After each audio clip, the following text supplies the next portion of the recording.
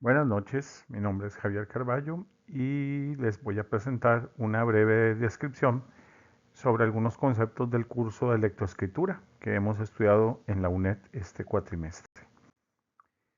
Para empezar les cuento, mi nombre es Javier Carballo, soy vecino de San José, del Distrito Catedral, tengo 44 años, profesor de matemáticas egresado de la UNED y me dedico a impartir cursos de matemáticas para todo nivel y tutorías para estudiantes de primaria, secundaria y universidad.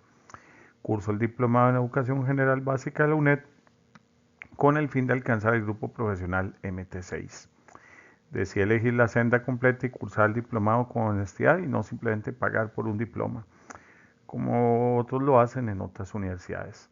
A ustedes que cursan y están empezando o están por concluir como yo, les deseo muchos éxitos. La UNED es exigente, pero es gratificante poder uno lograr el aprendizaje autogestionado con las facilidades que nos brinda la universidad.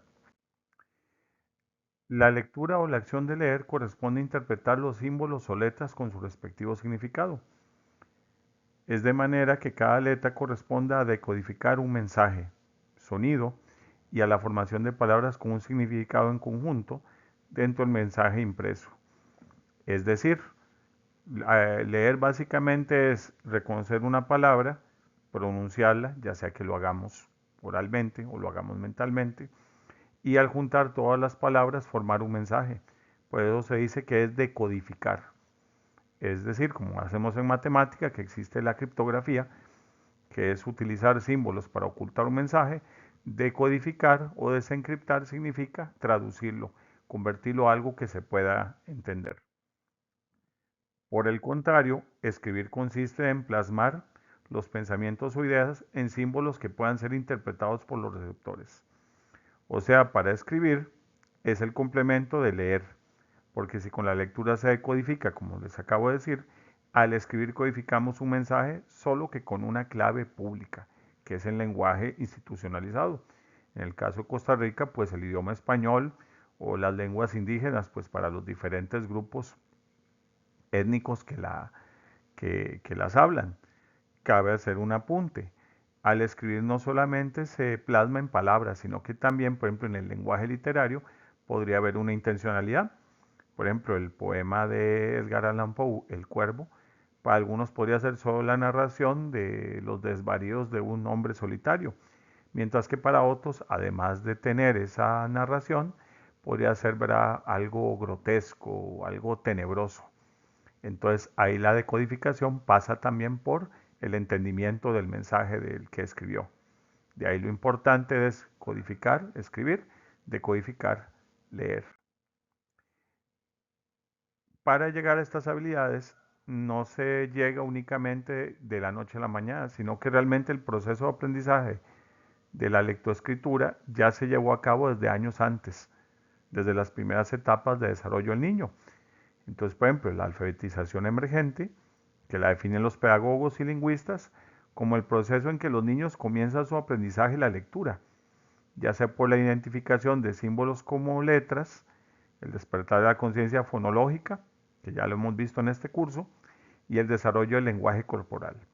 El proceso se activa gracias a la interacción en la edad temprana, con libros, con la interacción con los adultos y con otros niños, en un entorno donde exista un interés por la lectura. De ahí verá que se hace tanto hincapié en los últimos años que si queremos que los niños lean, pues tenemos que formarles el hábito desde temprana edad, ¿verdad? Tanto los que tienen hijos como aquellos que no. Ahora bien, ¿cuál es la relación entre el lenguaje oral y la escritura? Pensamos en forma de palabras y las palabras las podemos plasmar con letras y con sonidos. Dicho de otra forma, el pensamiento son ideas como palabras y las palabras las concretamos al hablar, que es nuestro lenguaje oral, y al escribir, que es el registro físico de las ideas. Me disculpa ahí que me faltó una E. Como se dijo antes, hablar y escribir son dos caras de una misma moneda. Conciencia de lo impreso. Básicamente es la destreza que van a desarrollar los niños y niñas cuando avanzan en la comprensión de cómo funciona el lenguaje. En realidad consiste en caer en la cuenta de reconocer que las letras forman palabras y que en conjunto tienen significado. En el proceso, los infantes se percatarán que las letras son diferentes a otros símbolos, como los números, los emojis o los símbolos de operaciones o de tránsito. También el proceso involucra la forma en que se toma un libro, cómo se pasan las páginas y la orientación del texto. Que el caso del español pues es de izquierda a derecha, mientras que si fuera, por ejemplo, el alfabeto japonés, pues se lee de abajo, de arriba hacia abajo en vertical. La conciencia fonológica, también conocida como el puente hacia el aprendizaje de la lectura. Estudiada en este curso, podríamos decir que en términos prácticos, es la destreza que nos permite asociar un sonido con una vocal, una consonante o un fonema. Gracias a ella se puede aprender a escribir, pues nuestro alfabeto es fonético, es decir, que a cada sonido se le asocia una o varias letras, por ejemplo, cuando es un fonema. Incluso es útil para puntuar correctamente las palabras, ¿verdad? Cuando estábamos en la escuela a veces nos enseñaban que agudas, graves, esdrújulas. Entonces tratábamos de deletrear o desilibar desilibar, perdón, las palabras para encontrar la sílaba tónica, ¿verdad? Donde teníamos que poner la tilde. En la actualidad es la base para la lectoescritura. En nuestro país, pues esto ha permitido romper el paradigma anterior, de usar el método silábico para enseñar a leer. Ahora lo hacemos, ¿verdad? Dándole énfasis a la conciencia fonológica. Incluso, a modo de anécdota, les puedo decir que a mí me ha servido, por ejemplo, para identificar la escritura de ciertas palabras. Por ejemplo, cuando yo no sé si una palabra lleva Z o S o C, trato de imitar el acento español, ya que para ellos es más fácil distinguir los sonidos. Por ejemplo, para decir zapato, ¿verdad? O por ejemplo, en el caso de los argentinos, que acentúan mucho el fonema de la Y, de la doble L, ¿verdad? Callá, callate, la toalla. Entonces ahí ellos identifican la doble L en el sonido. O los españoles, ¿verdad? Que les decimos sopetas. Zapato, zapatero. Entonces vea que a mí me ha funcionado y pues les sugiero que lo intente. El principio alfabético es un proceso similar a lo que sería hacer una traducción en tiempo real. Los niños aprenden a convertir sonidos o fonemas en las palabras o grafemas. Al activarse el proceso se comienza la asociación de letras como sonidos y sonidos convertibles en letras.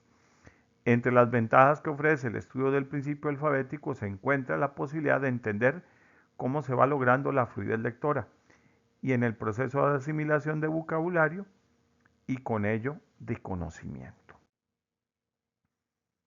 Seguimos con otro concepto que es la escritura emergente, que es cuando los niños desde pequeños, niños y niñas, comienzan por medio de la destreza de la motora fina, comienzan a desarrollar la habilidad de escribir, es decir, haciendo bolitas, haciendo palitos, pintando.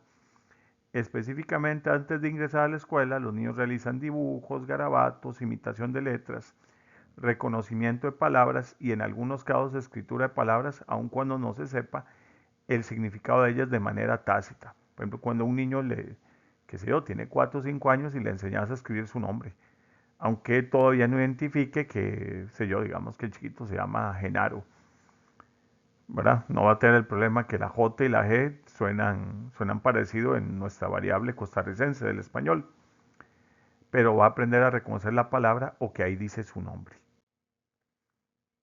Se nos viene la lectura emergente, la cual, análogamente al proceso descrito anteriormente, se da cuando los niños comienzan el aprendizaje de la lectura, previo a su ingreso a la escuela, como la conocemos, de ahí emergente, ¿verdad? Que va siendo una habilidad que se presenta espontáneamente y se va a ir desarrollando en la etapa preescolar.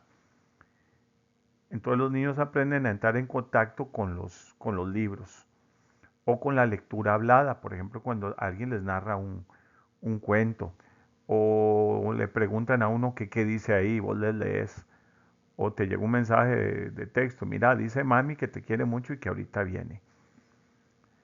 Entonces, junto con la conciencia fonológica y la conciencia de lo impreso que hemos visto, los niños van desarrollando el deseo, la habilidad de leer. Es decir, aunque no pueden leer y decodificar el texto todavía, saben que hay algo escrito, que hay un mensaje, que hay algo por saber.